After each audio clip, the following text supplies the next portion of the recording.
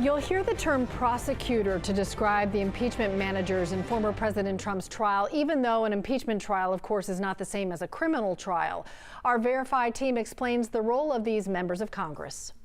A historic moment in our nation's history as the second impeachment trial for former President Donald Trump is now underway. And of course, there are a lot of opinions out there, but the Verify team sticks to the facts. On social media, people are using the term impeachment manager, prompting questions about who these people are and what their job is. So let's verify. What is an impeachment manager and what does the Constitution say about their role? Our sources are a trio of legal experts. Robert Peck, a constitutional attorney, Frank Bowman, a law professor at the University of Missouri, and John Fortier with the American Enterprise Institute. We should start by emphasizing that this is not a criminal trial, it's political, but our experts say it's run in a judicial manner. Bowman telling us of the impeachment managers, quote, "If this were a criminal case, we'd call them prosecutors." Our other experts agreed, explaining it's the job of the impeachment manager to make the argument for conviction. Because impeachment is a different kind of entity than a criminal trial, for example, rather than call the people who are bringing the charges prosecutors,